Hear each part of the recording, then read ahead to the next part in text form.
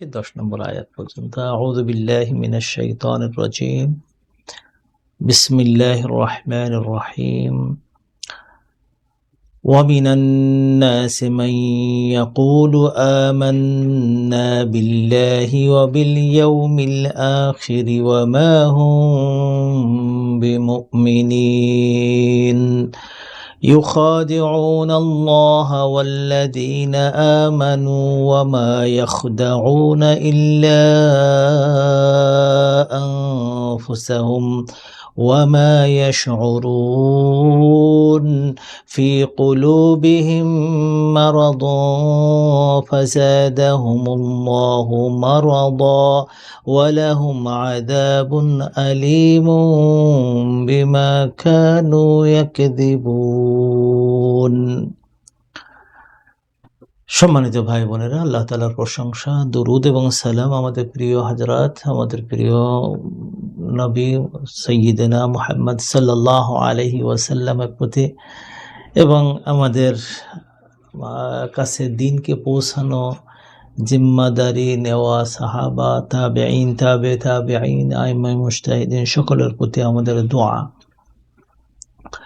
সম্মানিত ভাই বোনেরা, আমরা সূরা বাকারার 8, 9 এবং 10 এই 3টি আয়াত আমরা পড়েছি, যার আসলে অর্থ হলো এই যে মানুষের মধ্যে এমন কিছু আছেন যারা ইয়াকুলু বলে আমান্না, আমরা ঈমান এনেছি, এবং এই ঈমানের প্রকারগুলোর মধ্যে থেকে তারা বলে থাকে আমান্না বিল্লাহি, আল্লাহর প্রতি এবং ইয়াউমে আখিরের প্রতি আমরা ঈমান এনেছি।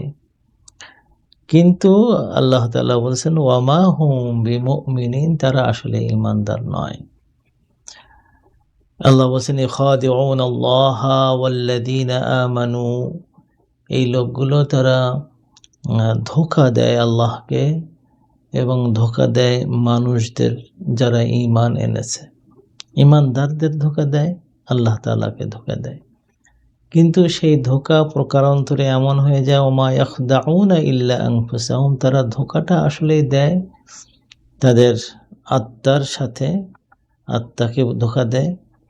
এবং এই কারণেই যে ওমা ইয়াশউরুন, তারা জানতে পারে না, না বুঝেই তাদের অন্তরগুলোকে ধোঁকা দিচ্ছে, অথবা তাদের অবস্থা এই যে তারা তাদের অন্তরকে ধোঁকা দিচ্ছে।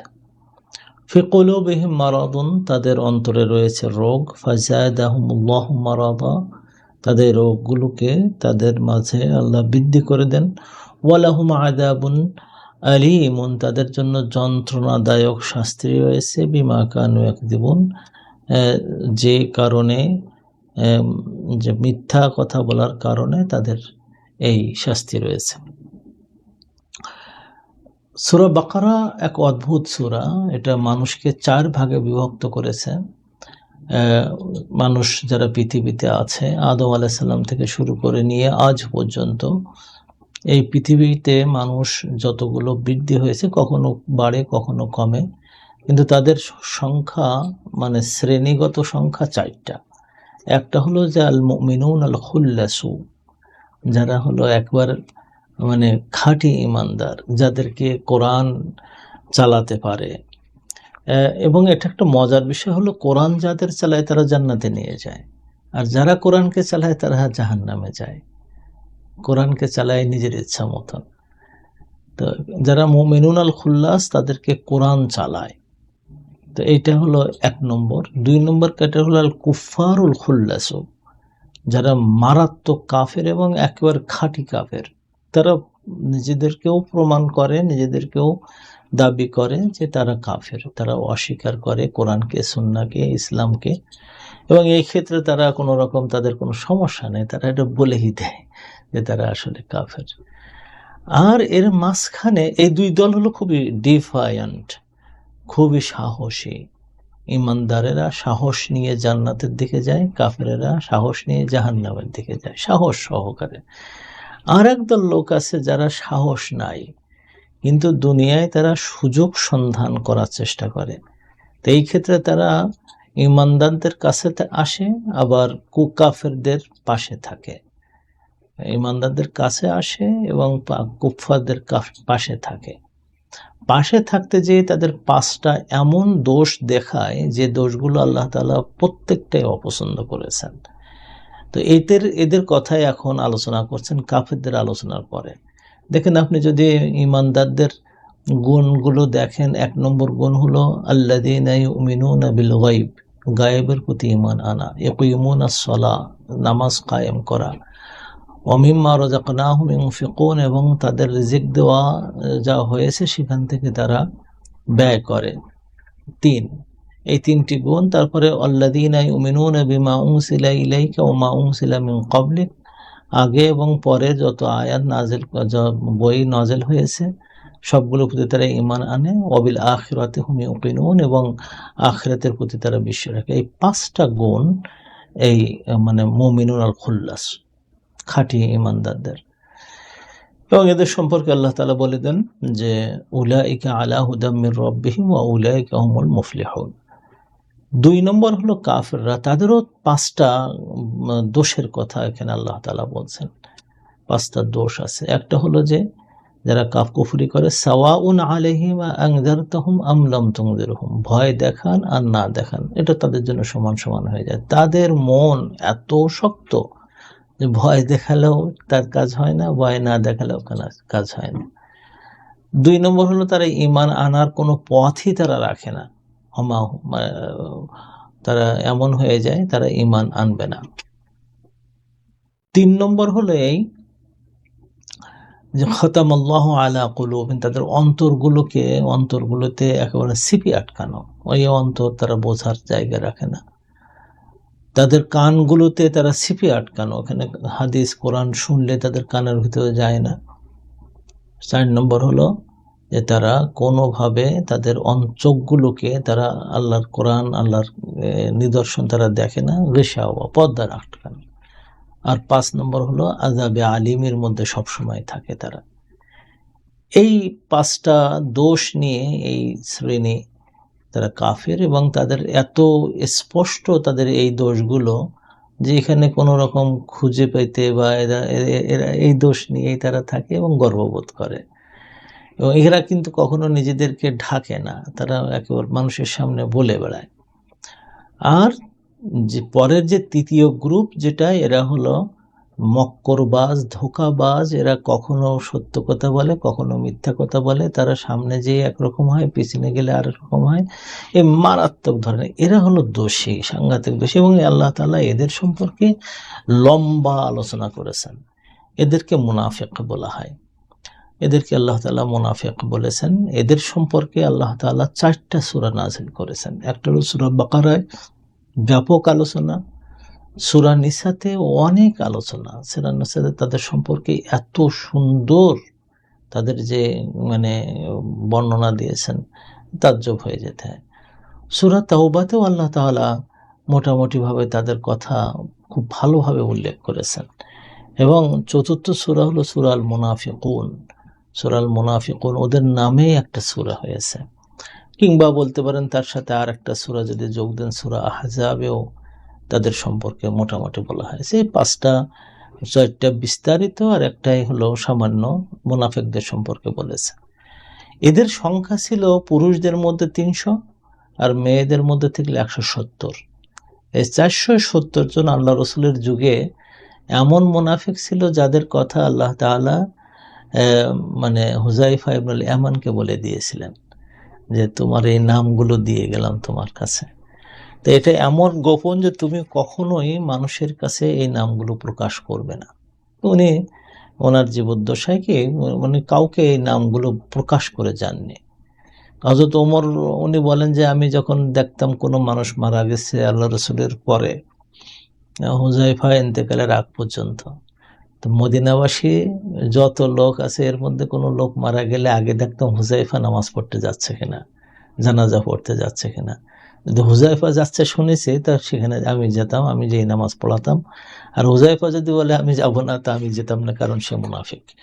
তো এটা হুযায়ফা ইবনুল ইয়ামানের কাছে আল্লাহ রসুল এটা তাদের নাম বলে গিয়েছিলেন, কিন্তু ওটা প্রকাশ করতে নিষেধ করেছিলেন। কারণ হলো যে এরা এমন ধুরন্ধর ব্যক্তি যে এদেরকে কাফের বলা সম্ভব না, আর ইমানদার বলার সুযোগ নাই, কারণ তাদের ভিতরগুলো নষ্ট, আর বাইরেগুলো তারা ঢাল হিসাবে নামাজ পড়ে, রোজা রাখে, জাকাত দেয়, কিছু কিছু সময় জাকাত দেয়, হজ করে, একেবারে মুসলমানদের যে ইসলামের যে বিনা যেগুলো আছে সবগুলো করে, কিন্তু ভিতরে ইমান বিল্লাহ ওয়াল মালাইকা ওয়াল কিতাব ওয়াল নবী আল আম্বিয়া, তারপরে আল ইয়াউমিল আখির ওয়াল কদর খাইরি ওয়া শাররি, এগুলো কিচ্ছুতে বিশ্বাস করে না। কোনো কিছুতে এই যে ইমানের যে 6টা বা 7টা জায়গা আছে মোটেই বিশ্বাস করে না। তাহলে এখানে আমরা দেখতে পাচ্ছি যে সুবহানাল্লাহিল আযীম, এরা এমন নিজেদেরকে আড়াল করে রাখে যে এদেরকে আমরা ইমানদার বলতে পারবো না, তবে এদেরকে মুসলমান বলা যায়, এরা মুসলমান, মুসলিম। আল্লাহ তাআলা সূরা আল হুজুরাতে কিছু মুনাফিকদেরকে বলছেন ক্বালাতুল আ'রাবু আমান্না, যারা আ'রাব আছে ওই মদিনার আশেপাশে কিছু মানে আ'রাব ছিল, এদেরকে বলা হতো বেদুইন, মানে তারা গ্রাম্য আর কি, যাযাবর শ্রেণীর মধ্যে ছিল। তো আল্লাহ তাআলা তাদের সম্পর্কে বলেছেন যে মারাদু আলান নিফাক, তারা নেফাকের সাথে এত উচ্চকিত, এত মানে দিগ্ভ্রান্ত, এত বেশি বোল্ডলি তারা নেফাকি করে যে তাদের মুনাফিকি একবার বিভিন্ন জায়গায় প্রকাশিত হয়, মুনাফিক তারা। তো এদের একদল লোক এসে বলল যে আমান্না, আমরা ঈমান, কখন করে জানেন? যখন দেখা গেল খাইবারের যুদ্ধে আল্লাহ রাসূল অনেক মানে গনিমত পেয়েছেন, তারপরে ফাতহে মক্কার পরে তার অনেক টাকা পয়সা আসছে, তারপরে বিভিন্ন জায়গায় যুদ্ধে আল্লাহ রাসূলের হাতে সম্পদ চলে আসতেছে, তখন তারা বলে আমরা তো ঈমানদার। হ্যাঁ, তো আল্লাহ তাআলা বলছেন যে তোরা যখন এসে বলে আমান্না, ওদেরকে বলে কুল লাম তুমিনু, বলে দিন হে রাসূল যে তোমরা ঈমান আনোনি। হ্যাঁ, এটা চিন্তা করেন, তোমরা ঈমান ওয়ালাম্মা ইয়াদখুলিল ঈমানু ফি কুলুবিকুম, তোমাদের অন্তরে ঈমান ঢোকেনি। ওয়ালাকিন কুলু আসলামনা, তাদের সম্পর্কে বলে তোমরা বলো যে আমরা ইসলাম গ্রহণ করেছি। তাই ঈমান আর ইসলামের মধ্যে এখানে মৌলিক পার্থক্য এই, যখন এই দুটো শব্দ পাশাপাশি আসে, ঈমানও বলে ইসলামও বলে, তখন আমাদের বুঝে নিতে হয় যে ঈমানের যে 7টা অঙ্গ আছে বা 6টা অঙ্গ আছে, আমানতু বিল্লাহি ওয়া মালাইকাতিহি ওয়া কুতুবিহি ওয়া রুসুলিহি ওয়াল ইয়াউমিল আখিরি ওয়াল কদরি খাইরিহি ওয়া শাররিহি মিনাল্লাহি তাআলা। আর আমরা যেটা বাড়াই নিয়েছি, এটা যদিও হাদিসে এটা নাই, তবে বলা যেতে পারে ওয়াল বাআসি বাদাল মাউত। তো এই 7টা ঈমানে মুফাসসাল যেটা বলি, এটা হলো ঈমানের বিষয়। আর যখন আবার আল্লাহ তাআলা বলেন ইসলাম, তখন আমরা বুঝি যে বুনিয়াল ইসলামু আলা খামসিন, ইসলাম যে 5টা জিনিসের উপরে মানে প্রতিষ্ঠিত, সেইগুলোকে বলা হয়। একটা হলো শাহাদাতু আল্লা ইলাহা ইল্লাল্লাহ, আল্লাহর প্রতি শাহাদা দেওয়া যে আমি আল্লাহ ছাড়া কাউকে মানি না, এবং মুহাম্মদ সাল্লাল্লাহু আলাইহি ওয়াসাল্লাম তার বান্দা এবং তার রাসূল। 2 নম্বর ইকামিস সালাহ, নামাজ কায়েম করা, ইতা যাকা, যাকাত দেওয়া, ওয়া সাওম রমাদান, রমাদানের রোজা রাখা, ওয়া হিজ্জুল বাইতি মান ইসতাতা ইলাইহি সাবিলা, এবং যাদের সুযোগ আছে তারা হজ করতে যাওয়া। এই 5টাকে ইসলাম বলে। তো যখন দেখবেন কোরআনে এবং হাদিসে বা অন্য কোথাও ইসলাম এবং ঈমান দুটো শব্দেই এক জায়গায় আসছে, এর মানেটা হলো এই যে এই লোকটার মধ্যে ঈমানের 7টা অঙ্গ আছে, আবার ইসলামেরও 5টা অঙ্গ এখানে আছে। এটাকে বলা হয় ঈমান ইসলাম। কিন্তু এইটা যদি আলাদা জায়গায় শুধু ঈমান বলে, তাহলে এই ঈমান এবং ইসলাম 2টার মধ্যে শামিল হয়। আবার শুধু ইসলাম বলে, তখন ইসলাম এবং ঈমান 2টা এখানে শামিল হয়। এখানে যখন আল্লাহ তাআলা বলতেছেন যে ওরা বলে যে আমান্না বিল্লাহি ওয়া বিল ইয়াউমিল আখিরি, তখন আল্লাহ বলছেন ওয়া মা হুম বিমুমিনিন, তারা মুমিন নয়, ঈমানদার নয়, তবে তাদেরকে মুসলিম বলা যায়। কারণ হলো যে এটা এমন একটা জায়গা, মুনাফিকরা এমন এক জায়গায় কাজ করে যেটা মনের সাথে জড়িত, আর এই মনটা মানে কোনোভাবে কিন্তু দেখা যায় না। আপনি যদি একজনকে বলেন এই লোকটা মুনাফিক, আমার এতে কোনো সন্দেহ নেই, তাহলে আপনি মুনাফিকের মধ্যে পড়ে যেতে পারেন, কারণ আপনি নিজেও জানেন না যে আসলে সে মুনাফিক কিনা। হ্যাঁ, মুনাফিকের খাসলাত আছে, 4টা খাসলাত আল্লাহ রাসূল বলেছেন যে 4টা জিনিস যার মধ্যে দেখবা তার মধ্যে নেফাকি আছে। তার মধ্যে একটা হলো যে ওয়াইদা হাদ্দাসা কাযিবা, যখন সে কথা বলে মিথ্যা কথা বলে, ওয়াইদা উতুমিনা খানা, যখন সে তার কাছে আমানত রাখা হয় তখন সে এটা খেয়ানাত করে, ওয়াইদা ওয়ায়দা আখলাফা, এবং যখন সে ওয়াদা করে সে ওয়াদাকে খেলাপ করে, এবং যখন সে ওয়াইদা খাসমা ফাজারা, যখন সে একটু ঝগড়ায় যায় তখন সে এমন গালাগালি এমন পর্যায়ে চলে যায় সে আর ফাজের হয়ে যায়, সে আর ভালো থাকে না। তো এখন এই চারটা দোষ, এমন দোষ যেটা কারোর মধ্যে থাকলে আল্লাহ তাআলা আল্লাহ রসুল তাদেরকে মুনাফিক বলেছেন। কিন্তু মুনাফিক বলতে যেটা ইসলাম থেকে দূরে সারা এবং যাদেরকে কাফেরদের চেয়ে আরো নিকৃষ্ট বলা হয়েছে এবং যাদেরকে আল্লাহ তাআলা বলেছেন যে জাহান্নামের অতল একেবারে স্পর্শকারী, যে আদ-দারকুল আসফালি মিনান নার, যে তারা থাকবে, এটা কিন্তু আপনি আমি কোনো ব্যক্তিকে আমরা বলতে পারবো না। এজন্য হযরত আবু বকর রাদিয়াল্লাহু তাআলা আনহু কে মুনাফিক খোঁজার চেষ্টা করেননি, হযরত ওমর কে মুনাফিক খোঁজার চেষ্টা করেননি, আল্লাহ রাসূল সাল্লাল্লাহু আলাইহি ওয়াসাল্লামও কাউকেও এই বলে দেননি যে এই মুনাফিক, এরে তোমরা এই করো ওই তাই করো। এমনকি যে মুনাফিকদের যে সর্দার ছিল সে সময়, এই 700 জন পুরুষের আর 150 জন 170 জন মহিলার যে সর্দার ছিল তার নাম ছিল আব্দুল্লাহ ইবনে উবাই ইবনে সালুল। এই বেচারা যখন মারা যায় তখন আল্লাহ রাসূল সাল্লাল্লাহু আলাইহি ওয়াসাল্লাম তাকে তার নিজের জামাও দিয়েছেন, ওই জামা গায়ে দিয়ে যাতে করে তার দাফন হয়। চিন্তা করে দেখেন, আল্লাহ রসুল সাল্লাহ সাল্লাম বলছেন যখন তার ছেলে আবদুল্লাহ, তার নামও আবদুল্লাহ, তার ছেলের নাম আবদুল্লাহ, তিনি খুব ভালো মানের সাহাবী ছিলেন। তো উনি যখন এসে বললেন যে আমি ইয়া রাসূলুল্লাহ আমার আব্বা মারা গেছে, আপনি একটু নামাজটা পড়ে দেন। তো যাচ্ছে, তার হযরত ওমর মানে তার কাপড় আটকে ধরেছে এইভাবে, ধরো ইয়া রাসূলুল্লাহ কোথায় যান? তাহলে যে তার জানাজা পড়াতে, বলে সে না মুনাফিক। তাহলে তো কি হয়েছে? তাহলে যে আল্লাহ তো তাকে ক্ষমা করবেন না। তো আল্লাহ তো বলেছেন যে ইস্তাগফির লাহুম আও লা তাস্তাগফির লাহুম, আপনি তাদের জন্য ইস্তেগফার করুন অথবা নাই করুন। ইন তাস্তাগফির লাহুম ৭০ মাররাতান, যদি আপনি ৭০ বারও তাদের জন্য ইস্তেগফার করেন, আল্লাহ তাআলা তাদের ক্ষমা করবেন না। তো হযরত ওমর যখন এই কথা বলেছেন আল্লাহ রাসূলকে, যে আল্লাহ কি এটা বলেননি যে ৭০ বার ইস্তেগফার করলেও তাকে ক্ষমা করবেন না? তখন আল্লাহ রাসূল বলেন যে আমি ১০০ বার করব। ৭০ বার বলে ক্ষমা করে যদি ১০০ বার করব। তখন আল্লাহ তাআলা আয়াত নাযিল করে হযরত ওমরের ফেভারে, লা তাকুম আলা কবরিহি মান মাতা বা মিনহুম মান মাতা আবাদান, লা তাকুম আলা কবরিহি, তাদের কবরের পাশে আপনি দাঁড়াবেন না। মিনহুম মাতা আবাদা, যার মৃত্যুবরণ করার পরে তাদের কবরের পাশেও দাঁড়াবেন না। হযরত ওমরের মানে কথা অনুযায়ী বা তার মন অনুযায়ী অথবা তাকে কেন্দ্র করে কোরআন শরীফে বেশ কিছু আয়াত নাজিল হয়েছে। হযরত সৈয়দী রহমতুল্লাহ আলাইহি দেখা যায় যে 20-এর অধিক জায়গা মানে তিনি দেখাইছেন যে এই আয়াতগুলো হযরত ওমরের ইচ্ছা অনুযায়ী অথবা তাকে কেন্দ্র করে এই আয়াত নাজিল হয়েছে। তার মধ্যে এটাও একটা আয়াত যে হযরত ওমর চাইছে যে মুনাফিকদের ব্যাপারে একটা ওস্পার হয়ে যাক। তো আল্লাহ তাআলা ওটা শিখাইছেন তার নবীকে। কিন্তু বর্তমান জামানায় এই কাজ করা যাবে না যে অমুক মুনাফিক, ওর জানাজা আমি পড়াবো না। কারণ মুনাফিকদের ব্যাপারে যেটাকে, মুনাফিকের দুটো দিক আমরা কিন্তু দেখতে পেলাম এই হাদিস অনুযায়ী, যেখানে আল্লাহ রাসূল 4টা কাজ বলেছে, সেই 4টা কাজের, এবং এখানে কোরআন শরীফে আসছে সেটা হলো 2 ধরনের মুনাফিক। কোরআন শরীফ এখানে আসতেছে, একটা হলো আমান্না বিল্লাহি ওয়া বিল ইয়াউমিল আখির ওয়া মা হুম বিমুমিনিন। তাহলে এই জিনিসটা হলো কি, এটা মনের সাথে জড়িত।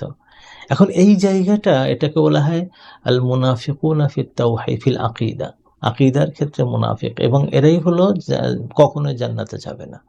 কিন্তু যে কাজের ক্ষেত্রে মুনাফিক যারা, যে 4টা কথা আল্লাহ রাসূল বলেছেন যে কথা বললে মিথ্যা বলে নাকি বর্তমান জামানায়, তাকে আমরা মুনাফিক বলতে পারবো না। তবে তাকে বলবো যে তোমার ভিতরে নিফাকের দোষ রয়েছে। এটা কিন্তু দুটো ভাষা, কিন্তু একটা হলো লোকটা মুনাফিক। এখন একজন আপনার ধরেন আপনার ভাই মিথ্যা কথা বলেছে, তো আপনি তাকে বলবেন এই তুই তো মুনাফিক না, বলতে হবে তোমার মধ্যে নেফাকের দোষ রয়েছে। একজন লোক ওয়াদা খেলাপ করেছে, আপনি তাকে বলবেন না মুনাফিক, বরং তার বলবো যে নেফাকের দোষ রয়েছে। ঠিক অনুরূপভাবে একজন লোক খুব উত্তেজিত হয়ে গেলে তখন সে সাংঘাতিক গালাগালি করতে থাকে, তখন বলবো না এই তুই তো মুনাফিক না, আমরা তাকে বলবো তোমার মধ্যে নেফাকের দোষ রয়েছে। এইভাবে আমলের ক্ষেত্রে যে নেফাকগুলো আছে এটাতে আমরা লোকটাকে মুনাফিক নাম দিতে পারি না, যে মুনাফিক শরিয়া থেকে দিন থেকে আলাদা করে দেয়। তবে ওই ব্যক্তি মুনাফিক যে ঈমান থেকে দূরে সরে চলে গেছে এবং এই জায়গাগুলোতে আল্লাহ তাআলা বলছেন ওমা হুম বিমুমিনিন, তারা ঈমানদারই না, তারা কারা হলো মুনাফিক ফিল আকীদা, আকীদার ক্ষেত্রে, এবং তাদের সম্পর্কটা এমন যে আমরা দুনিয়ায় জানতে পারি না। এজন্য সাহাবায়ে কেরাম মুনাফিক যারা ছিলেন 870 জন যে মদিনায় ছিলেন, তাদেরকে কিন্তু কোনো সাহাবী বলেনি বেরিয়ে যাও, মারধর করেছেন, তা না, এটা হয়নি। কারণ এটা সম্পর্কে আল্লাহ রসুলই একমাত্র জানতেন, তাছাড়া দুনিয়ায় কাউকে জানানো হয় না। এবং তাও আল্লাহ রসুল একজন সাহাবীকে বলে নিষেধ করে গিয়েছিলেন যে কাউকে জানাবা না, এই কারণে যে এটা এমন সেন্সিটিভ জায়গা যে জায়গাতে আমরা হাত দিতে পারি না। তবে হ্যাঁ, মানে এখানে এই সূরা বাকারাতে 5টা দোষের কথা বলেছে, যাদের মধ্যে এই দোষগুলো পাওয়া যাবে তাদের ব্যাপারে আমাদের সাবধান হতে হবে। কারণ কি? কারণ আল্লাহ তাআলা এখানে বলে দিয়েছেন যে তোমরা কেমনভাবে চলতে থাকবা তাদের সাথে, তার একটা পরম্পরা তিনি আমাদেরকে একের পর এক বলেছেন। এইটাই হলো কোরআনের মধ্যে সবচেয়ে বড় মজার জায়গা, যে একদল লোক আছে যাদের সম্পর্কে কোরআন আমাদের সাবধান করে এবং তাদের থেকে কিভাবে বেঁচে থাকবো সেটাও আমাদেরকে বলে দিচ্ছে। এখানে আল্লাহ তাআলা প্রথম বলে দিচ্ছেন এই ব্যাপারে এইভাবে যে মানুষের মধ্যে থেকে, মিনান নাস, মানুষের মধ্য থেকে, মিন হলো তাবিঈদ বলা হয়, অংশ, নাস মানে মানুষ, মানুষদের মধ্যে এমন কিছু মানুষ আছে, এটা কিন্তু মিনকে তাবিঈদ বলা হয়, মানে হলো মানুষদের মধ্যে কিছু মানুষ। কাজে মুনাফিকদের সংখ্যায় বেশি নয়। অনেকে এরকম মনে করে থাকেন যে একদল মানুষ, মুনাফিকের সঙ্গে দুনিয়া ভরে গেছে, না, ইমানদারে দুনিয়া ভরে গেছে এমন হতে পারে, মানে মুসলিম কমিউনিটিতে কাফেরদের দ্বারা দুনিয়া ভরে গেছে, এটা হতে পারে।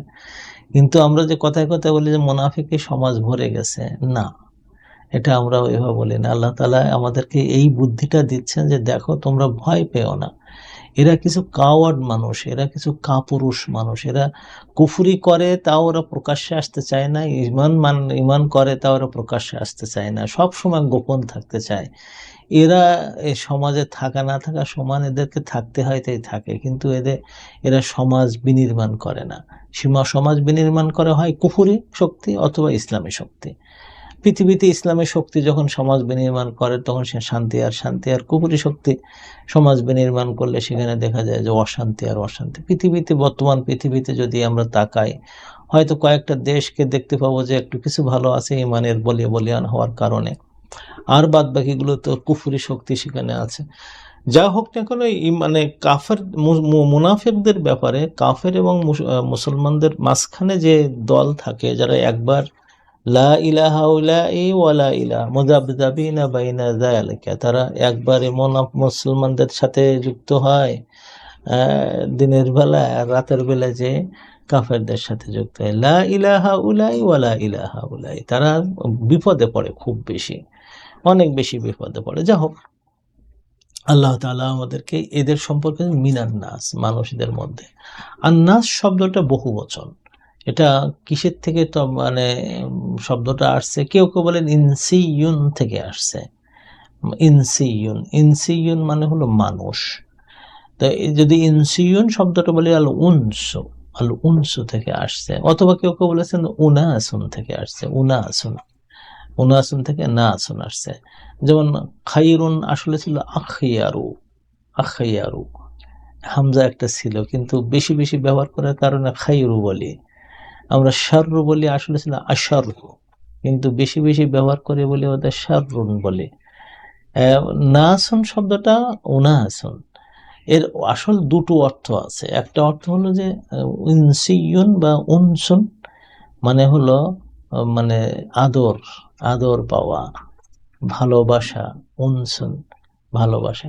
এই একমাত্র মানে সৃষ্টি আল্লাহ তাআলার, যে তার জন্ম থেকে মরণ পর্যন্ত, মরণ থেকে জান্নাত জাহান্নাম পর্যন্ত এরা দরদ দিয়েই ঘেরা, এদের দরদ দিয়েই ঘেরা, এমন দরদ।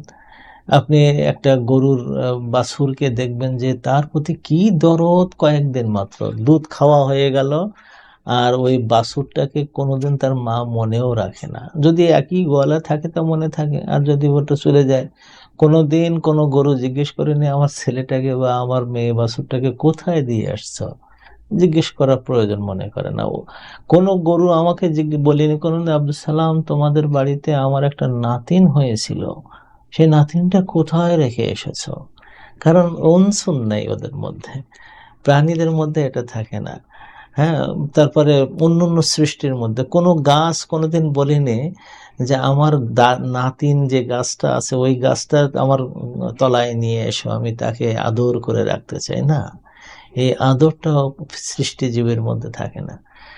থাকে কিছু কিছু সৃষ্টিজীবের মধ্যে এই যে প্যাস্টোরাল অথবা পিতা মাতার যে ভালোবাসাটা বা সন্তানের যে ভালোবাসাটা কিছুদিন থাকে, তারপরে যখন একটা পর্যায়ে যায় তখন সেটা শেষ হয়ে যায়।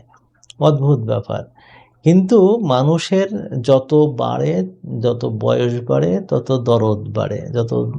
আমি আমার আব্বার সামনে এরকম দেখতাম যে চোখ তুলে কথা বলা তো সম্ভব হয়নি কোনোদিন। তার পাশে গেলে চোখ এরকম করে রাখতাম, একটু মানে ধমকে দিলে আমি থরথর করে কেঁপে উঠতাম। আমি পেশাবও করে ফেলেছি আব্বার ভয়ে। কিন্তু এই আব্বাকেও আমি দেখেছি যখন তার প্রথম নাতিন হলো প্রথমে, তামান্না যখন হলো, আল্লাহু আকবার, তাকে কোলে নিয়ে কত আদর, আর সেই কোথায় রাগ টাগ সব শেষ হয়ে গেল। হ্যাঁ, তো এই যে উনসুন, এই জিনিস থেকে ইনসানুন হয়েছে অথবা আন্নাসও হয়েছে।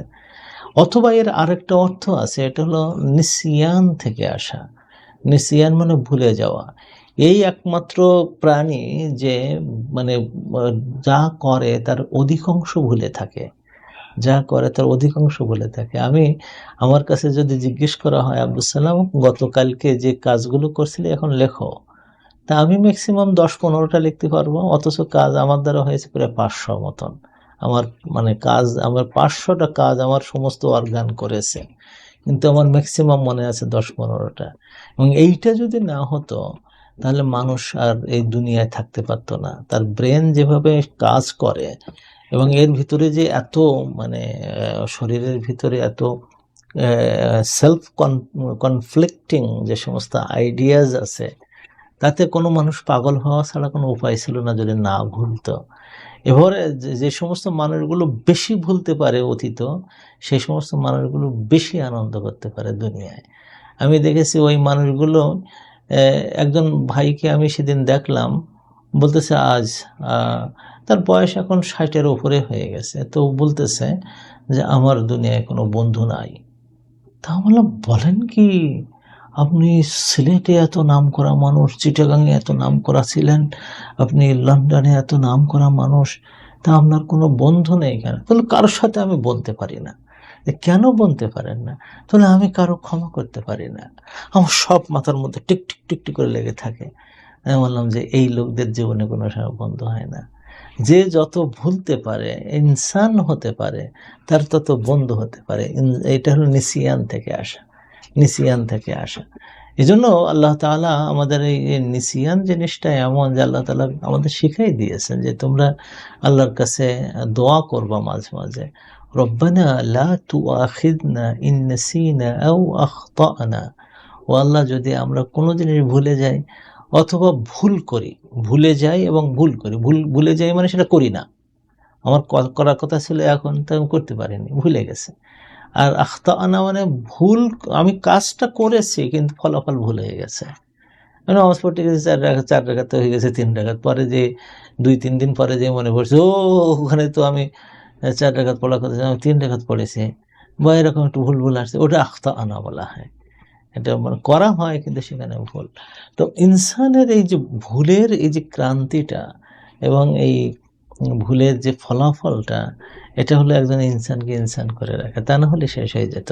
আপনারাও আবার ওইরকম করেন আর কি, যে ব্যক্তিগত জীবনে যে সমস্ত জিনিসগুলো আছে যে যেগুলো আপনার জীবনে কষ্ট দিয়েছে, এগুলোকে আল্লাহ তাআলার যে ভাষা, সেই ভাষায় ভুলে যাওয়ার চেষ্টা করা দরকার। Forget and forgive. যে যত ভুলতে পারে সে তত। দুই একজন দেখেছি, আলহামদুলিল্লাহ, সুবহানাল্লাহ। আমার এখন হলো 2025 সাল, কিন্তু 1976 সালে ফেব্রুয়ারি মাসে সকালবেলায় ফজর নামাজের পরে রাস্তা দিয়ে হাঁটতে যেয়ে ঠিক পুকুর পাড়ে দাঁড়াইয়ে, তারপর কলা গাছের নিচে কিভাবে বাতাস নড়ছিল সেটাও তার মনে আছে। এদের জীবন এত সমস্যা হয়ে যায় যে এদের জীবনে বন্ধুত্ব থাকে না, বন্ধু পায় না, এরা সমস্যায় জর্জরিত থাকে, এদের ব্রেনটাও সমস্যায় থাকে। তো এই জন্য এই নাসের এই ব্যাখ্যায় আমার মনে হয় যে আপনাদের একটা জিনিস মাথায় রাখা দরকার, যে আল্লাহ তাআলা নাস শব্দটা বলেছেন যে আমাদের আমাদের মানে চরিত্র দিতে, যদিও এদেরকে বাশার বলা হয়। আল্লাহ তাআলা মানে বিভিন্ন জায়গায় যখন পরিচয় করে দিচ্ছিলেন কাদের সৃষ্টি করবেন, তখন তিনি বলছেন, ইন্নী জাইলুন ফিল আরদি খালিফাতান, আমি খলিফা বানাতে যাচ্ছি। এটা একটা গুণের নাম। দ্বিতীয়ত হলো ইন্নী খালিকুন বাশারান, আমি বাশার তৈরি করতেছি। এটাও একটা এটা কিন্তু সৃষ্টির জাতি হিসেবে নাম নয়, কিন্তু এটা সৃষ্টির নেচার অনুযায়ী নাম।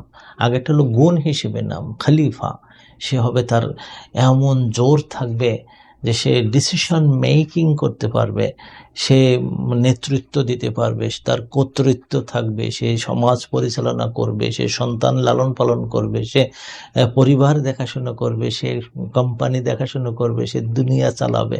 খলিফাতান। আর দ্বিতীয়ত হলো যে যখন এটা হল খালিকুন বাশারান, এটা হলো তার নেচারগত দিক দিয়ে। বাশার বিশ্বরা থাকে, বিশ্বরা মানে হলো চামড়াটা এমন থাকে যে চামড়াটাই হলো এমন আল্লাহ তাআলা করে দিয়েছেন, এইটাই হলো একটা মানুষের মৌলিক পরিচয়। আপনি দেখেন, একটা ঘোড়ার দিকে তাকান, একটা গরুর দিকে তাকান, একটা বানরের দিকে তাকান, একটা ছাগলের দিকে তাকান, একটা বাঘের দিকে তাকান, যতগুলো প্রাণী আছে দুনিয়ায় তাদের দিকে তাকান, দেখবেন লোমশ থাকে, তাদের স্কিনটাকে ঢাকা থাকে। এই একমাত্র সত্তা যাদের স্কিনটাকে প্রকাশ থাকে, এটাকে বাশারুন বলা হয়, বিশরুন থেকে স্কিনওয়ালা। এবং স্কিনে আল্লাহ তাআলা এমনভাবে মানুষের স্কিনগুলোতে এমন দিয়েছেন, এটা গায়ে গায়ে লাগলেও বোঝা যায় যে কে আসছে আমার পাশে, যদি চোখ দিয়ে না দেখা যায়। আমার এক অন্ধ আত্মীয় ছিলেন, একবার যে তার গায়ে এরকম হাত দিয়েছে, আব্দুল সালাম কেমন আছো? আপনি টের পেলেন কি করে? বলে, তোমার স্পর্শ আমি বুঝতে পারি। হ্যাঁ, এটাই হলো বাশারের, এটা হলো তার। কিন্তু ক্রিয়েশনগত দিক দিয়ে, সৃষ্টিগত দিক দিয়ে যখন স্পিসিস গণনা করা হয়, তখন মানুষ, এটাকে আল্লাহ তাআলা ইনসান নাম দিয়েছেন। লাকাদ খালাকনাল ইনসানা ফি আহসানি তাকওয়িম। তো ওই ইনসানের মৌলিক নীতিমালা হলো এইরকম যে তাদের সৃষ্টির ক্ষেত্রে আল্লাহ এই জায়গাটা দিয়েছেন। একটা হলো যে তারা ভুলে থাকে, আর একটা হলো তাদের মধ্যে আদর কদর, ভালোবাসা। এটা একটা দারুণ একটা জিনিস। এখন এই মানুষদের থেকে মিনান্নাস কিছু সংখ্যক আছে এমন, এই কিছু সংখ্যকটা হলো এমন যে অধিকাংশ এর মধ্যে পড়ে না। যখন পড়তে যাবেন তখন মনে করবেন না, ও পৃথিবীতে মুনাফিক দিয়ে না, মুনাফিকদের পৃথিবীর মানুষদের কিছু অংশ। কারণ এরকম কাওয়ার্ড যারা হয় তারা দুনিয়া বসবাস করতে পারে না, হয় মুমিন নতুবা কাফের। কাওয়ার্ড যারা, দেখবেন প্রত্যেক সমাজে 2-3 জন লোক পাওয়া যাবে, 5-6 জন লোক পাওয়া যাবে, বা তাদের কিছু অনুসারে পাওয়া যাবে, সামান্য কিছু লোক। আমি আমার সমাজে দেখছি যে ম্যাক্সিমাম 2-3 জনের মধ্যে এইরকম মুনাফিকি জিনিসগুলো থাকে। কাওয়ার্ড তারা এদিকেও মধু খাবে, ওদিকেও মধু খাবে, মাঝখান দিয়ে, এবং তারা কিন্তু বিপদেও পড়ে, খারাপ না। যাই হোক, আল্লাহ তাআলা বলছেন যে এদের অবস্থা হলো এই যে তারা মুখ দিয়ে বলে বেড়ায়। তারা কি করে? ক্বালু মান ইয়াকুল, তারা বলে, মান ইয়াকুল, তারা বলে। কওল আর যেটা মুখে বলা, যেটা এটা ঈমানের শুধু মুখে বললে হয় না। ঈমানটা যদি কেউ বলে আমি ঈমানদার, আমি ঈমানদার, আমি ঈমানদার, ইসলামের পরিভাষায় তিনি ঈমানদার নন। ইমানদার হতে গেলে তার ৩টি জিনিস সমান্তরালভাবে থাকতে হয়। মুনাফিকদের মধ্যে তারা মুখ দিয়ে বলতো আমান্না বিল্লাহি ওয়া বিল ইয়াউমিল আখির, আমান্না বিল্লাহি ওয়া বিল ইয়াউমিল আখির। ঈমান এনেছে আল্লাহর উপরে, বিশ্বাস এনেছে আখিরাতের উপরে, হ্যাঁ? এগুলো তারা বলতো। এই যে কাউলটা এখানে মানে না, ঈমানের সংজ্ঞার মধ্যে এইভাবে বলা হয়েছে যে আল ঈমান হলো এমন তাসদীকুন বিল জিনান, অন্তরের মধ্যে বিশ্বাস করতে হবে। মুখ দিয়ে যদি ১০০ বার বলে যে আমি ঈমান এনেছি, ওর অন্তরে যদি ওইটা না থাকে তাহলে কখনোই সে ঈমানদার নয়। এটা আমরা এই কোরআনের এই আয়াতে দেখতে পাচ্ছি যে তারা মুখ দিয়ে বলে আমান্না বিল্লাহি ওয়া বিল ইয়াউমিল আখির, আল্লাহ বলছেন ওয়া মা হুম বিমুমিনিন।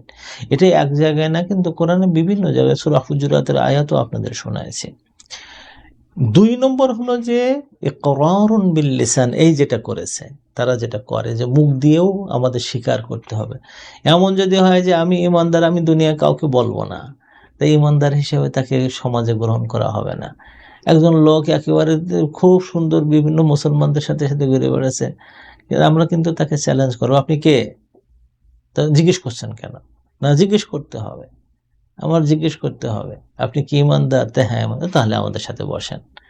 আপনি মানে মুখ দিয়ে না বললে হবে না, ইকরার বিল লিসান, মুখ দিয়ে বলতে হয়।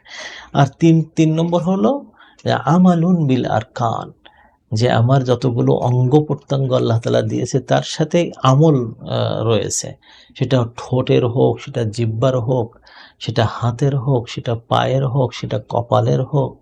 আরকান বলা হয় যে আমার যতগুলো দেহ আছে প্রত্যেক দেহের সাথে সামঞ্জস্য হয় এমন কিছু ইবাদত আল্লাহ তাআলা রাখছেন, আমল রাখছেন। আপনি এখন চিন্তা করে দেখেন, মাথার থেকে শুরু করে নিয়ে পাততলা পর্যন্ত। হ্যাঁ, এমনও মাথায় আপনার যদি শুধু একটু নিয়ত করেন, আল্লাহ তাআলা রাসূল বলেছেন নিয়াতুল মারই খায়রুম মিন আমালিহি, যখন কোনো মানুষ একটা নিয়াত করে ভালো কাজের, তো তারও একটা ভালো সওয়াব লিখে, আমলের সওয়াব দিয়ে দেয়। এটা কিন্তু মানে মানে ব্রেনের কাজ করতেছে, অন্তরের কাজ করতেছে। অন্তরে একজন সম্পর্কে একটু ভালো ধারণা করে ফেলল, আল্লাহ তাআলা তার সওয়াব দিচ্ছেন। অন্তরে আল্লাহ সম্পর্কে ভালো ধারণা করছে।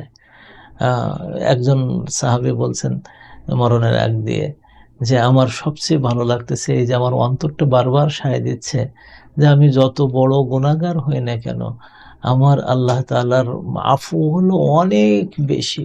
এই ভালো ধারণা নিয়ে আমি তোমার কাছে যাচ্ছি। হাদিসে আছে যে এক ব্যক্তিকে আল্লাহ তাআলা বলে দিচ্ছে যা জাহান্নামে চলে যা, আমল কম নিয়ে গেছে, তো খুব কান্নাকাটা করতেছে, একেবারে কোনোভাবে সে জান্নাতে যাওয়ার সুযোগ পাচ্ছে না। তো তাকে ঠেলে দিচ্ছে, জাহান্নামের কিনারে দাঁড়াইছে, দাঁড়াই আল্লাহর দিকে তাকাইছে পিছন ফিরে। তখন আল্লাহ তাআলা বলছেন যে তাকে কথা বলতে দাও। তুমি কি বলতে চাও, শেষ কথা বলো। আল্লাহ, তোমার সাথে, তোমার সম্পর্কে আমার যে খুব ভালো ধারণা ছিল যে তুমি আমারে ক্ষমা করে দেবে। আল্লাহ বলছেন ওকে ফিরিয়ে নিয়ে এসো, ওখান থেকে জান্নাতে দাও। এই যে ভালো ধারণা, এইটাও কিন্তু মানে ইবাদত, এটাও কিন্তু একটা বড় আমল। আপনি আল্লাহ সম্পর্কে ভালো ধারণা করবেন। আজকে বর্তমান আমাদের সমাজে কিন্তু এটা একটা বড় মহামারী হয়েছে এই ইবাদতটার। কিছু একটা হলো তো মনে করি যে না, আল্লাহ কিছু করতে পারবেন না। ওই রাকির কাছে যাও, আব্দুল সালাম আজাদির কাছে যাও, ওর অমুকের কাছে যাও, এই তমুকের কাছে যাও। হ্যাঁ, মানে রোগ একটা হয়েছে আর অন্য মনে আমার বোধহয় একজন বলতেছে যে আমার নাকি 14 গোষ্ঠী থেকে মানে ব্ল্যাক ম্যাজিক করে নিয়ে আসছে। তাই আমার এরকম, কে ব্ল্যাক ম্যাজিক করেছে? আমাদের পাশের লোক। তো পাশের লোক 14 গোষ্ঠীর থেকে ব্ল্যাক ম্যাজিক করে আসতেছে। হ্যাঁ, তাদের কাজ কি? তা আমাদের জমি দেখতে চায়। তা আল্লাহ তাআলা নাই, আল্লাহ তাআলা আপনার ব্ল্যাক ম্যাজিক শেষ করে দিতে পারে না। আল্লাহর ব্যাপারে ভালো ধারণাটা নেই আমাদের যে আল্লাহ তাআলা আমাকে এটা শেষ করে দিতে পারে, আমি আমল করলে ওটা শেষ করে দেব। আল্লাহ সম্পর্কে ভালো ধারণা তৈরি করা, এটা হলো ঈমানের একটা বড় অঙ্গ। এতে এই যে আমাল বিল আরকান জাওয়ারিহ, এই 3টি বিষয়ের নাম কিন্তু ঈমান। আল্লাহ তাআলা এখানে প্রথম আয়াতে নেগেট করে দিচ্ছেন যে মুখ দিয়ে উচ্চারণ করেছে যে আমান্না বিল্লাহি ওয়া বিল ইয়াউমিল আখির ওয়া মা হুম বিমুমিনিন, এদেরকে জুমলা ইসমিয়া ব্যবহার করেছেন। ওরা প্রথম হচ্ছে আমান্না বিল্লাহি, এটা সবসময় বলে, সকালে বলে, রাতে বলে, দুপুরে বলে, রসুলের সামনে বলে, রসুলের পিছনে বলে। হ্যাঁ, তারপর সাহাবাদের সাথে বলে আমান্না বিল্লাহি। আর আল্লাহ তাআলা এটা নেগেট করতেছেন যে ওমা হুম বিমুমিনিন ওমা হুম বিমুমিনিন, যে তারা ঈমানদারই না, তারা ঈমানদারই না। এই কথা জুমলা ইসমিয়ার দ্বারা বলছেন যে ব্র্যান্ডেড ইউনিভার্সাল, এটা কোনো নড়চড় নাই, ঈমানদার তারা না, ও যত মুখ দিয়ে বলুক না কেন। এখন এই যে ফিনোমেননটা তৈরি হলো, যে বলে ফেললো যে আমি ঈমানদার, আল্লাহ বলছেন যে তারা ঈমানদার না। কেন তারা তাদের মনের মধ্যে মানসিক সমস্যাটা কোন জায়গায়? আমাদের সমাজে, আমার জীবনের মধ্যে এরকম নেই তো। এটা সব সময় কিন্তু মানে চিন্তা করতে হয়। একাধিক সাহাবী, একজন দুইজন না, কিন্তু একাধিক সাহাবীদের জীবনী আমরা যখন দেখি, তো এসে বলে দেয় আল্লাহ রসুলের সামনে, ইয়া রাসূলুল্লাহ নাফাকা ওমর মুনাফিক হয়ে গেছে। চিন্তা করে দেখেন, একজন সেরা একজন সাহাবী মুনাফিক হয়ে গেছে। কেন, কি হয়েছে? তো এই না না না না, ঠিক আছে। এই যে মনের মধ্যে আত্মসমালোচনা করা, যে আমি আবার মুনাফিক হয়ে যাচ্ছি না তো, আমার মধ্যে এই জিনিসগুলো হচ্ছে না তো। সাহাবায়ে কেরামদের মধ্যে অনেকেই এমন ছিলেন, আল্লাহ রসুলের কাছে এসে শুধু জাহিলিয়াত সম্পর্কে জিজ্ঞেস করতেন। এই যে হুযায়ফা ইবনুল ইয়ামানের কথা আমি একটু আগে তার কথা বলছেন, আল্লাহর রসুলের কাছে এসে জিজ্ঞেস করতেন মা হাদা মা যালিকা মা তিলকা, এমন করে জিজ্ঞেস করতেন, এটা কি, ওটা কি, এটা কি। তো একবার একজন সাহাবী বলছে, কি হয়েছে আপনার, আপনি শুধু সেই জাহিলিয়াত গুলো নিয়ে জিজ্ঞেস করেন, ঈমান নিয়ে জিজ্ঞেস করেন? বলে ঈমান তো আল্লাহ তাআলা কোরআনের মধ্যে বলে দিচ্ছেনই, আল্লাহ রসুলকে আমরা দেখছি, কিন্তু ওই জাহিলিয়াতের কথা তো আল্লাহ রসুল আর বলতেছেন না, কারণ ঈমান এসে গেছে। তা আমি এটা এমন জঘন্য কাজ যে আমি যেন কখনো জাহিলিয়াতের মধ্যে না ঢুকি, না পড়ি, এজন্য ওগুলো জিজ্ঞেস করে নেই। এই জন্য ইমানদারের একটা বড় লক্ষণ হলো যে কবিরা গুনাহ কি কি সেটাও জেনে রাখা। কিন্তু তো এখানে আল্লাহ তাআলা আমাদেরকে বলতেছেন যে তাদের মানসিক একটা রোগ আছে। মানুষের রোগ এখানে দুটো তিনটি মানে বলতেছেন। ১ নম্বর মানসিক রোগ হলো ইখাদিউন আল্লাহ, তারা ধোঁকা দেয় আল্লাহকে এবং আল্লাযীনা আমানু, এবং যারা ঈমানদার তাদেরকে ধোঁকা দেয়। তো ধোঁকা দেয়, এটা ওয়ান সাইডেড ধোঁকা নয়, এক অদ্ভুত ব্যাপার। এটা, এই শব্দটা আমার মনে হয় যেন একটি ভাইব্রান্ট শব্দ। যখন কোনো মানুষ আল্লাহ তাআলার সাথে বিদ্রোহ করে এই পর্যায়টা নিয়ে আসে যে আমি আল্লাহ তাআলার সাথে আমি মক্করবাজি করব, নামাজ পড়িনি, ভাই নামাজ পড়েছেন, বোন নামাজ পড়ে, হ্যাঁ পড়েছি। জাকাত দেয় নেই, জাকাত দিছেন এবার, হ্যাঁ দিয়েছি, মিথ্যা কথা বলতেছে। হ্যাঁ, এই যে মক্করবাজি, কেন আমি ওই সমাজে থাকতে চাই না। আর বলেন না, আমি আমার পরিবারের যেভাবে দিনদার আমরা, মানুষের বলে যাচ্ছে। তো কেন এটা, এখানে দুটো ফেনামেনান কাজ করে। একটা হলো যে আমি আল্লাহ তাআলা আমাকে দেখতেছেন যে আমি এই কাজ করি নাই, কিন্তু আমি যখন বলে ফেলেছি তখন আমি এর দ্বারা সমাজে কিছু উপকার নিতে চাই, এবং আল্লাহ তাআলা সম্পর্কে বলে দিই যে সে কিছু জানে না, তিনি কিছু দেখেননি। তো ওখানে আল্লাহ তাআলা বলে দেন বিভিন্ন জায়গায়, এখানে বলেননি কিন্তু অন্য জায়গায়, যে ওয়াহুয়া খাদিউহুম, আল্লাহ তাআলা তাদেরকে ধোঁকা দেন। এখন এই ধোঁকার শব্দটা, এটা সবসময় নেগেটিভ, কিন্তু আল্লাহ তাআলাও তার সম্পর্কে এই শব্দটা ব্যবহার করেছেন, ওয়াহুয়া খাদিউহুম, তিনি তাদের সাথে, মানে ওখানে তিনি বলেননি যে, আল্লাহ তাআলা বলেননি যে আল্লাহ তাআলা তার সাথে ওই যেভাবে চলেছে ওইভাবে করেছে, তা না। যে আল্লাহ তাআলাকে ধোঁকা দেওয়ার জন্য সে সুযোগটা গ্রহণ করার চেষ্টা করেছে, আল্লাহ তাআলা বলেছেন তার ধোঁকার জবাবটা দিয়ে দেই আমি। এই জন্য পৃথিবীতে যে সমস্ত মানুষগুলো মুনাফিক, তাদের মুখোশ পৃথিবী থেকে উন্মোচিত করে দেন আল্লাহ তাআলা। এক অদ্ভুত ব্যাপার। আমি তো আমার এই ৬০ বছরের জীবনে আমি দেখেছি যে আলহামদুলিল্লাহ আমাদের সমাজে, রাষ্ট্রে, বিভিন্ন জায়গায়, এমনকি এইসব দেশে এসেও যারা ইসলামের মধ্যে মুখোশ পরে ইসলামের মধ্যে আছে, এই দুনিয়াতেই আল্লাহ তাআলা তাদেরকে মানে তার মুখোশটাকে উন্মোচন করে দেন। এটাকে আল্লাহ তাআলার পক্ষ থেকে বলা হয় খেদা। এই শব্দটা আল্লাহ তাআলা বলেছেন যে এই খাদিউন, তারা আল্লাহ তাআলার সাথে যখন ধোঁকা দেয়, তখন তারা পরস্পরে ধোঁকা দেয়। তার মানে কি? এর অর্থটা হলো যে লোকটা এই কাজ করতেছে তার অপর পক্ষে এইরকম এরই একটা জব থাকে, এটাকে বাবে মুফাআলা বলা হয়, পরস্পর করে। তো তো মনে রাখতে হবে যে আল্লাহ তাআলা যখন কোনো মানুষ যখন ধোঁকাবাজিতে নিকৃষ্ট পন্থা অবলম্বন করে, এর অর্থ কিন্তু এমন নয় যে এর দ্বারা যখন বলা হচ্ছে পরস্পরে ধোঁকাবাজি করে মানে আল্লাহ তাদের সাথে ওই নিকৃষ্ট পন্থায় এটা করতেছেন, তা না। বরং আল্লাহ তাআলা কি করেন যে আল্লাহ তাআলা অন্য জায়গায় বলেছেন যে ওয়ালা ইয়াহিকু, আল্লাহ তাআলা ধ্বংস করে দেন না বিল মাকরিস সাইয়্যি, যখন কোনো নিকৃষ্ট ধরনের কুমন্ত্রণা করা হয়, ইল্লা বি আহলিহি, যে ব্যক্তিটা এই কাজ করে তার উপরে এটা ফেলাই দেয়। আল্লাহ মুনাফিকদেরকে কখনো সফল কাম হতে দেন না। কারণটা হলো এই জায়গায় যে ও যতবার মানে সে মানুষকে আল্লাহ তাআলাকে ফাঁকি দেওয়ার চেষ্টা করে, সে ততবার সমস্যায় পড়ে। এই জন্য মানে আমার এক উস্তাদ বলেছিলেন একবার, আমি যখন ছোটবেলায়, তো উনি লক্ষ্য করেছেন যে আমি একটা কাজের থেকে আমি মসজিদে আসতেছে, তো আমার বলছে আব্দুল সালাম উজু করে এসো। তখন আমি তো উজু করছিলাম। তো কখন উজু করছিলে? তো আমি বললাম যে আমি মানে প্রথমে উজু, তো বললো তুমি যে কাজে ছিলে, ক্ষেতের মধ্যে কাজ করতেছিলে, তখন আমার উজু যায়নি। তো তখন উনি বলতেছিলেন যে মানে এটা ঠিক যে আমার উজু যায়নি, আর উজু না গেলে জোর করে করতে হবে এমন কোনো কথা না। কিন্তু ওনার একটু মানে কথাটা এখানে আমার কাছে খুব দারুণ লাগছে যে তোমার হয়তো শীতকালের কারণে পানিতে যেতে তোমার খারাপ লাগছে, অথবা তুমি এখন পুকুরে আবার যাবা, উজু করবা, তোমার পা ধুয়ে জুতার মধ্যে ঢুকাবা, তখন সেখানে লাগবে, এই সমস্ত ইত্যাদি কারণে তোমার হয়তো মনে আসতে পারে যে আমার উজু নাই, তাও আমি উজু করি। তা কেন উজুবিহীন অবস্থায় যদি কেউ নামাজ পড়ে তার ঈমান থাকে না বলা হয়? এইখানে এই আয়াত থেকেই ওমা হুম বিমুমিনিন, তাদেরকে আল্লাহ তাআলা ঈমানদার বানাই দেন না। কারণটা কি? কারণ আমি ফাঁকি দিচ্ছি কাকে? আমি নামাজ পড়বো কেন, আর আমি ফাঁকি দিচ্ছি কাকে? এই জিনিসটা কিন্তু আমাদের সবসময় স্মরণ রাখা দরকার। যে জায়গাটা আমি মানে ফাঁকি দেওয়ার চেষ্টা করি, সেই জায়গাটা কি আল্লাহ তাআলা বলেন যে ইখাদিউনা, তুমি যখনই একটু চিন্তা করছো সেটা কিন্তু আল্লাহ তাআলার পক্ষ থেকে নেগেটিভলি তোমার কাছে আসতেছে।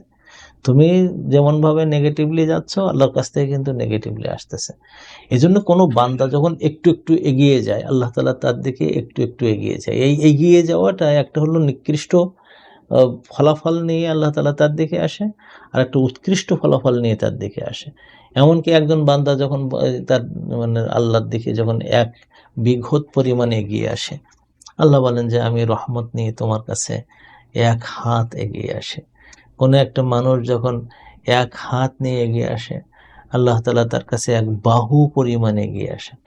আবার একটা মানুষ যখন আল্লাহর দিকে হেঁটে হেঁটে হেঁটে হেঁটে আসেন, আল্লাহ বলেন যে আমি তার দিকে রহমত নিয়ে, মাগফিরাত নিয়ে, ভালোবাসা নিয়ে তার দিকে আমি দৌড়ে ছুটে যাই।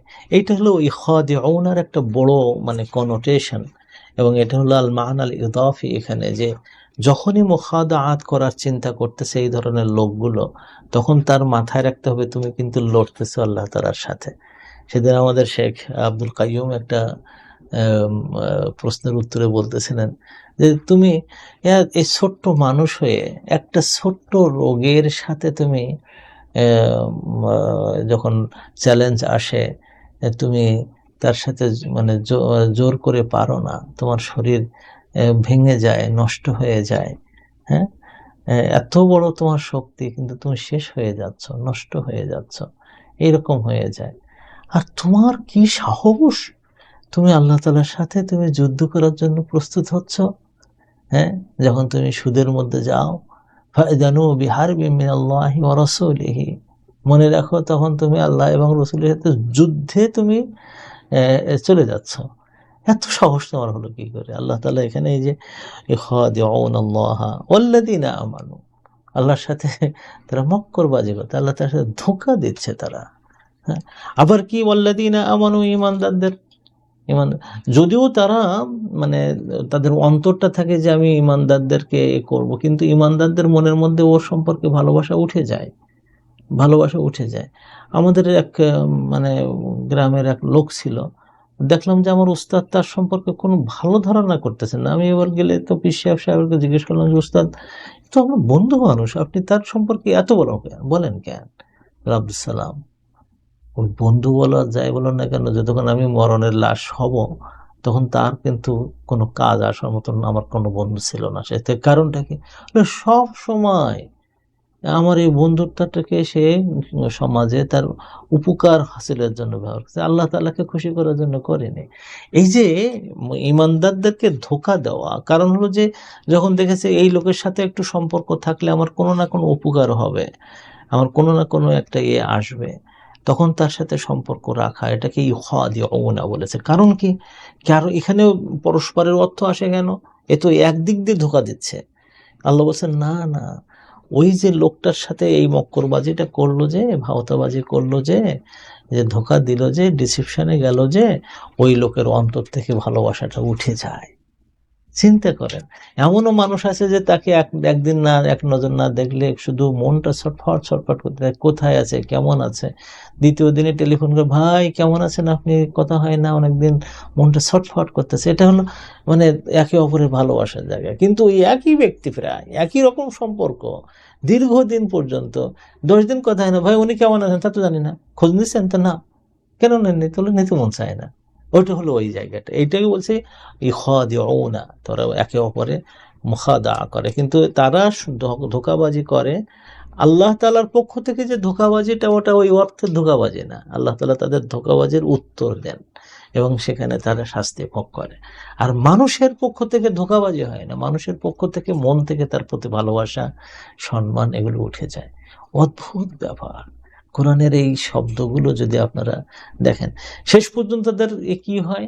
আল্লাহ তাআলা বলছেন যে ওই যে তারা মাথায় রাখে যে আল্লাহকে একটু ঠকাবে, মানুষদেরকে একটু ঠকাবে, ঠকা শেষ পর্যন্ত যে এক পক্ষ থেকে হয়, সে ইয়াখদাউনা আনফুসাহুম ওয়া মা ইয়াখদাউনা ইল্লা আনফুসাহুম।